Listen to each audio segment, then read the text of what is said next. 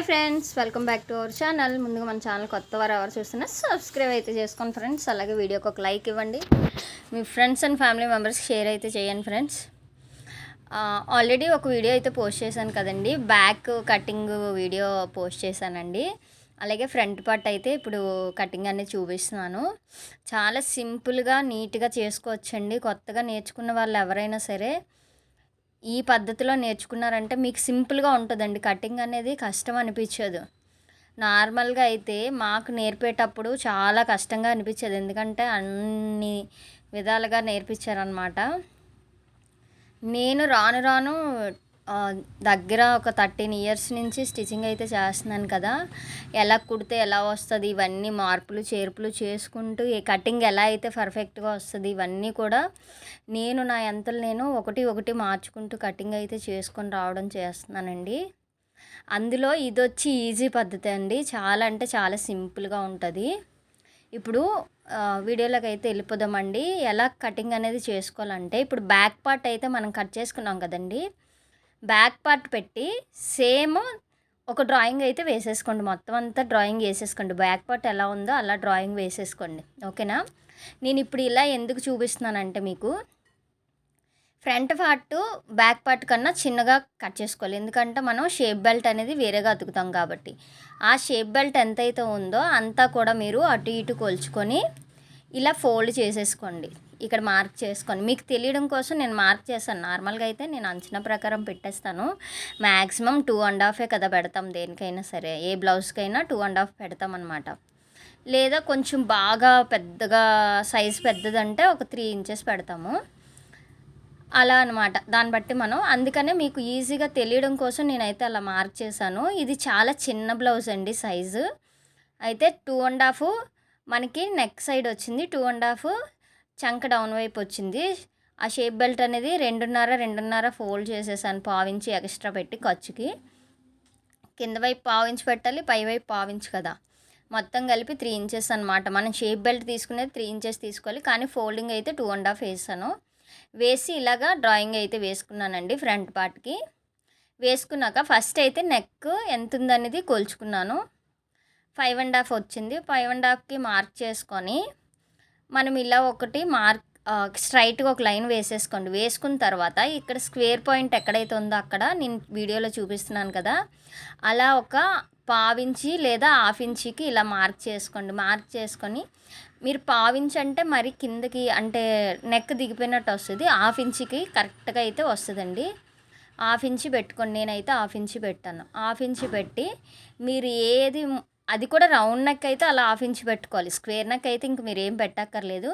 ఒక పావించి పైకి గీసుకుంటే మీకు అది మీకు అంటే నెక్ డీప్ అనేది అవ్వదన్నమాట. పావించి ఖర్చులా పెట్టుకోండి స్క్వేర్ అయితే. లేదు వేరే ఏ షేప్ అయినా సరే ఆ షేప్ ఎలాగా మనము నెక్ ఎలా కావాలనుకుంటున్నామో దాన్ని బట్టి గీసుకోవాలి. ఇప్పుడైతే నేను చూపించేది ప్లెయిన్ జాకెట్ అలాగే రౌండ్ నెక్ అనమాట. ఇప్పుడైతే చూస్తున్నారు కదా, ఇక్కడ మనకి 3.5 వచ్చిందనమాట. ఇది షేపుకి సంబంధించింది ఫ్రంట్ పార్ట్. 3.5 వస్తే దానికి 1 ఇంచ్ కలుపుకొని 4 ఇంచెస్ 4.5 పెట్టాను. 4.5 పెట్టుకున్నాక మనము చెస్ట్ డౌన్ ఎంత ఉన్నది మనం కొలుచుకొని, ఇప్పుడు నేను వీడియోలో చూపించాను కదా ఆ విధంగా మీరు కొలుచుకోవాలన్నమాట. జస్ట్ ఇలాగా పట్టుకొని తీసేస్తే మీకు కొలత తేడా వచ్చేస్తుంది. ఎందుకంటే ఫ్రంట్ పార్ట్ అనేది మనము డాట్స్ వేసి పెట్టడం వల్ల దగ్గరికి అయిపోద్ది. అది సాగదీస్తే కొంచెం షేప్ అనేది సాగుతుంది అనమాట. ఆ సాగడం వల్ల మనకి కరెక్ట్ కొలత వస్తుంది. అలా తీసుకొని లెంత్ ఎంత వచ్చిందో దానికి ఒక 1 ఇంచి అంటే ఇప్పుడు 10.5 వచ్చింది. నేను పైన ఖర్చు హాఫ్ ఇంచి అలాగే కిందన ఖర్చుకి హాఫ్ ఇంచి కలిపి నేను 11.5 తీసుకున్నాను అనమాట. అలాగే చంక డౌను 5.5 వస్తే 1 ఇంచ్ కలుపుకొని 6.5 తీసుకుంటున్నాను అనమాట. ఖర్చుకి పైన హాఫ్ ఇంచ్కి కింద హాఫ్ ఇంచ్ ఖర్చు తీసుకుంటున్నాను. ఇలా మీరు ప్రతిదానికి ఖర్చు పెట్టుకొని కరెక్ట్గా, ఒకవేళ మీరు ఖర్చు కనుక సపరేట్గా పెట్టకపోతే మీకు మెయిన్ పార్ట్లో తగ్గిపోద్ది అనమాట. అప్పుడు మనకి జాకెట్ స్టిచ్చింగ్ చేసేటప్పుడు ఇబ్బంది అయిపోద్ది. అందుకని చెప్పి మనం ఏం చేయాలంటే ప్రతిదీ కూడా ఖర్చు అనేది కరెక్ట్గా పెట్టుకోవాలి. అవి మెయిన్ పాయింట్స్ అనమాట. ఖర్చు అనేది కరెక్ట్గా చూసుకోవాలి. అలాగే ఇప్పుడు డాట్స్ అయితే ఎలా తీసుకోవాలంటే మనము ఇప్పుడు వాళ్ళు ఏదైనా కొల బ్లౌజ్ ఇచ్చారనుకోండి, మనం ఉక్సు పట్టి కాజా పట్టి వేస్తాం కదా, అక్కడి నుంచి ఎంత ఉంది కింద డాట్కి ఉక్సు పట్టి నుంచి గ్యాప్ ఎంత ఉందనేది కొలుచుకోవాలన్నమాట. నాకైతే ఇక్కడ 2.5 వచ్చింది. 2.5కి 1 ఇంచ్ మార్క్ చేసుకున్నా, అంటే 3.5 4.5 దాకా 2 ఇంచెస్ డాట్ అయితే వేసాను. అలాగే పైకి 2.5, అంటే డాట్ పొడవు వచ్చేసి 2.5. ఈ 2.5 మనం మార్క్ చేసుకున్నాక మిగతా డాట్స్ ఎలా వేయాలంటే, ఇక్కడ నేను వీడియోలో చూపించాను చూసారా, చిన్న చిన్న డాట్స్ చుక్కలు పెట్టుకున్నాను. ఆ చుక్కలు ఎందుకు పెట్టానంటే, మనం ఈ 3 డాట్స్కి మనకి ఇలాగ ఈ కాలంలో బాక్స్ వచ్చేసిందంటే మనకి డాట్స్ కరెక్ట్గా వచ్చినట్టండి. చూస్తున్నారా వీడియోలో, ఈ సమోసా దీనిలాగా మనకి వచ్చిందంటే కరెక్ట్గా డాట్స్ అనేవి వచ్చేసినట్టే అండి. అలాగే చంక డౌన్ వచ్చి 1/2 ఇంచ్ పెట్టుకోండి, లేదా 1/4 ఇంచ్. చిన్న సైజే కాబట్టి నేను 1/4 ఇంచ్ పెట్టాను. 1/2 ఇంచ్ పెట్టుకుంటే కరెక్ట్గా సరిపోతుందండి. ఇంకా ఏమైనా మీకు కొత్తగా చెప్పాలి, చెయ్యాలన్నా, మోడల్స్ కావాలన్నా, ఏం కావాలన్నా నాకైతే కామెంట్ చేయండి. తప్పకుండా నేను వీడియోస్ అయితే పెడతాను.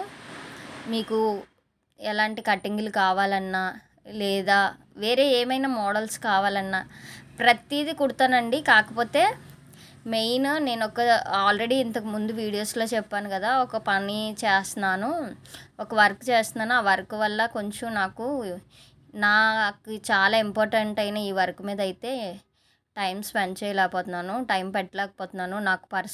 నాకు రెగ్యులర్ కస్టమర్ బ్లౌజులన్నీ కూడా అలా ఉండిపోతున్నాయి. కుడుతున్నానండి, కాకపోతే ప్రతిదీ వీడియో తీయడానికి అవ్వట్లేదు.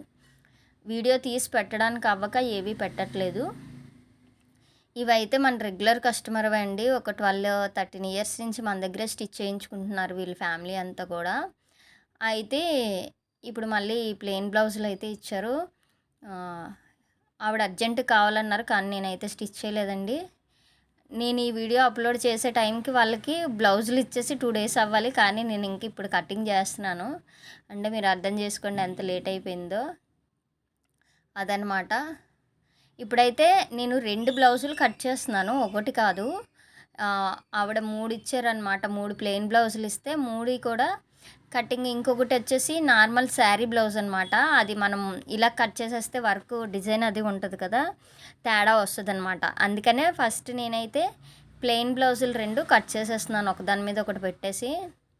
తర్వాత ఇంకొకటి ఏంటంటే, ఇవి నాకు కత్తిరి అయితే చాలా ఇబ్బంది పెట్టేస్తుందండి. ఎందుకు అంటే, జారు పెట్టిన వెంటనే మా ఆయన మా పాప కింద పడేశారు కత్తిరి, జారు మొత్తం పోయింది. కత్తిరి అయితే అస్సలు తెగడం లేదండి, చేతుల నిండా కాయలు అయితే వచ్చేసాయి. చాలా ఇబ్బంది పడుతున్నాను. కటింగ్ చేసేటప్పుడు కూడా చాలా నొప్పి వచ్చేసింది చెయ్యి అయితే. కత్తిరి మాత్రం, జారు మాత్రం కింద పడేయద్దు. అలాగే పేపర్స్ కూడా కట్ చేయొద్దండి. పేపర్స్ కట్ చేసినా అలాగే జారిపోతుంది. కింద పడేసిన కత్తిరి జారు అయితే పోతుందండి. కావాలంటే మీరు ట్రై చేసి చూడండి, మీకు డౌట్ ఉంటే. కత్తిరి మాత్రం కింద పడిందా అది జారిపోయినట్టు, ఇంకెందుకు వంచేది. అయినా సరే అర్జెంట్ కదా, ఇంకా చాలా రోజులు అయిపోయింది అని చెప్పి నేనైతే ఆ కత్తిరితోనే కట్ చేస్తున్నాను. ఎందుకంటే ఎప్పుడు మనకు అవసరం ఉండదో అప్పుడు వీధిలో తిరుగుతూ ఉంటారు, లైన్గా వస్తారు. 5 ఒకేసారి వచ్చేస్తారు. కానీ ఎప్పుడు మనకు అవసరం ఉంటుందో అప్పుడు అసలు కనిపించరు ఎవరైనా. మా ఏరియాలో ప్రతి ఒక్కటి కూడా ఇంటి దగ్గరికి వస్తుందండి. ఏం చేస్తాం, తప్పదు. నచ్చితే లైక్ చేయండి. Thank you for watching.